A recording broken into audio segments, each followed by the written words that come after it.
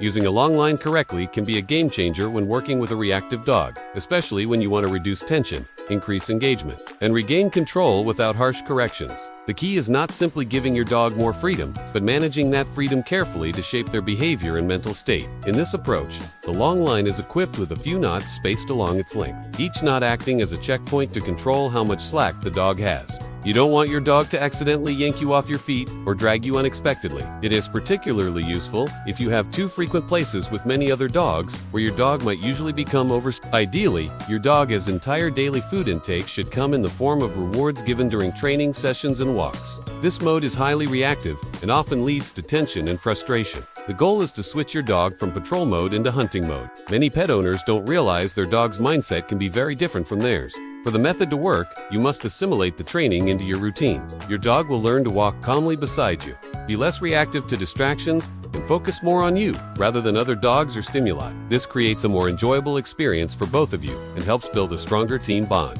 Thank you for watching my videos, and I would love for you to stick around. And if you've been here before, you know that I love what I do. I love helping people with their money, helping them become financially free. And I would love to have you stick around as well. Walk your dog twice daily, carrying the food bag and using the long line with knots. I have a ton of new videos coming up that I think you will find valuable. So please make sure to subscribe so you don't miss out on any of that content. Use the whistle recall combined with food throws to reinforce foes. When you like this video, it helps other people find this video, and it helps me reach more people with my message. So thank you so much for subscribing, for being here, and I can't wait to see you in the next video. Bye! Use the unexpected food finds to keep your dog mentally engaged during walks. Practice gradually increasing your dog's freedom on the long line as their behavior improves. While humans might think of a walk as a relaxing stroll or time to bond, dogs often see it as a chance to patrol or hunt. If a dog is in patrol mode, they will be hyper-alert and reactive, causing problems in social settings. Combined with thoughtful food-based engagement strategies, it helps your dog shift from reactive patrol mode to calm hunting mode, leading to better focus, less stress, and safer, happier walks. Remember, the key is consistent. Deliberate practice. This isn't a quick fix, but a process that rewards patience and attention. By satisfying the dog's hunting instinct with food rewards and structured freedom on a long line, you can reduce this patrol behavior and create a calmer, more engaged dog. Hunting mode means the dog is relaxed, but mentally active, searching for treats, toys, or other rewards you've hidden or thrown around during the walk. This taps into their natural instincts in a positive way, replacing the urge to react with curiosity and engagement. This means you don't feed at home, but rely on the high-value treats in your training bag to keep your dog motivated and attentive. During walks, you use two main techniques.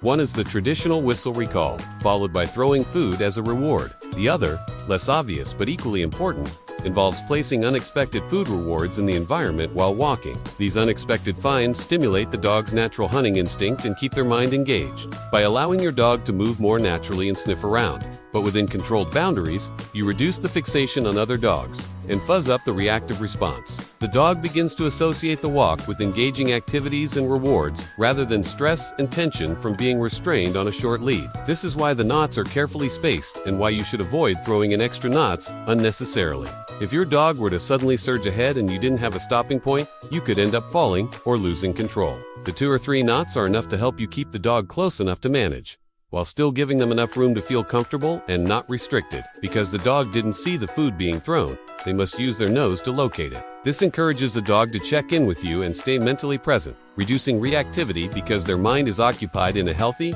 rewarding way. Over time, the dog learns that focusing on you and hunting for food is more rewarding than barking or reacting to other dogs. The idea is to walk deliberately with this setup, giving your dog increasing freedom only as they demonstrate calm, controlled behavior. By clipping the line through the dog's harness in a particular way, you allow the lead to run freely between you and the dog, until it reaches one of these knots, which gently restricts movement without causing a sudden jerk or tension.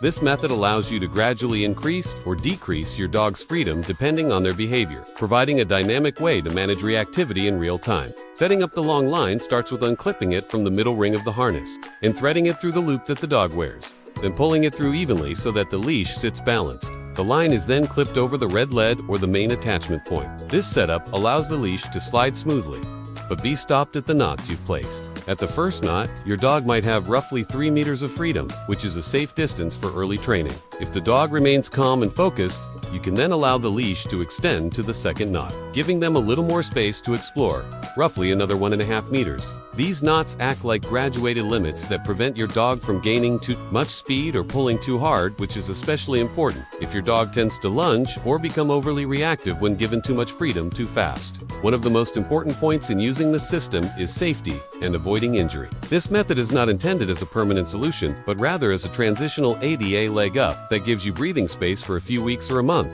while you work intensively on your dog's reactivity. A crucial part of this training approach is the use of food to shape behavior and focus. When your dog is out in patrol mode, they see the walk as a duty to guard and bark at everything unfamiliar. One way to do this is when your dog is sniffing or distracted. You quietly throw a piece of food slightly ahead or to the side, where they can find it by scent. It's important to remember that dogs have different mental states than humans when out on walks.